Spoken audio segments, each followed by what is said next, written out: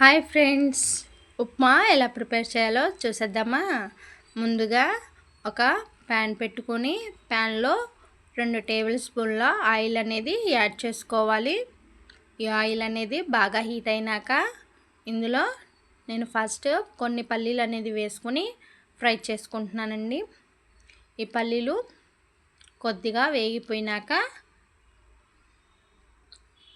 ఇందులోనే పోపు గింజలు కూడా వేసుకుంటున్నాను. పచ్చిపప్పు, సాయిపప్పు, ఆవాలు, అలాగే కొద్దిగా జీలకర్ర అనేది వేసుకొని ఇవి బాగా వేగిపోయేవాళ్ళండి. ఇవన్నీ బాగా వేగిపోయినాక సన్నగా కట్ చేసి పెట్టుకున్న ఆనియన్స్, పచ్చిమిర్చి, అలాగే కొద్దిగా కరివేపాకు కూడా వేసుకొని ఫ్రై చేసుకుంటున్నాను. ఇక్కడ ఈ ఆనియన్స్ అనేవి బాగా వేగాల్సిన అవసరం లేదండి, లైట్గా వేగితే చాలు.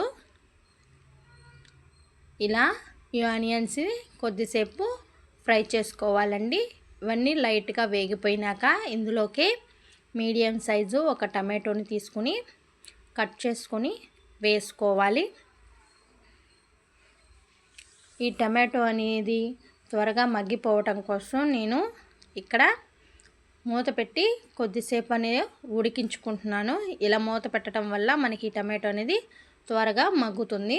చూసారండి ఎంత త్వరగా మగ్గిపోయిందో. ఇలా మగ్గిపోయిన ఈ మిశ్రమంలో కొద్దిగా అల్లం అనేది దంచి వేసుకుంటున్నాను. అలాగే రుచికి తగిన ఉప్పును కూడా యాడ్ చేసుకుంటున్నాను. నేను ఇక్కడ కల్లుప్పు అనేది వేసుకున్నాను, మీరు సాల్ట్ అయినా యాడ్ చేసుకోవచ్చు. ఇదంతా 1 నిమిషం పాటు ఇలా కలుపుకుంటూ ఫ్రై చేసుకోవాలి.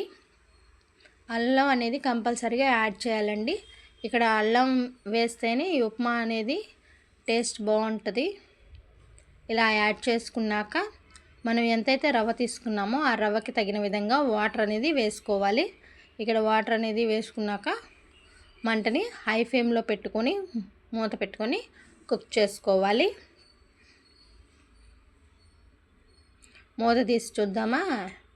ఈ ఎసరు అనేది బాగా మరిగిపోయినాయండి. ఇలా తెరులుతూ ఉన్నప్పుడు మనం ఈ ఉప్మా రవ్వని కొద్దిగా యాడ్ చేసుకోవాలి. ఇలా యాడ్ చేసుకునేటప్పుడు మంటని మీడియం ఫ్లేమ్లో కానీ లో ఫ్లేమ్లో కానీ పెట్టుకోవాలి, హై ఫ్లేమ్లో పెట్టుకోకూడదండి.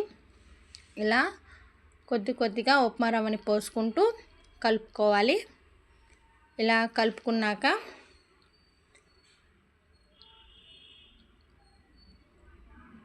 ఈ విధంగా కొంచెం లూజ్ కన్సిస్టెన్సీ వచ్చేలాగా ఈ రవ్వను అనేది యాడ్ చేసుకొని మూత పెట్టి 2 నిమిషాలు ఉడికించుకుందాం.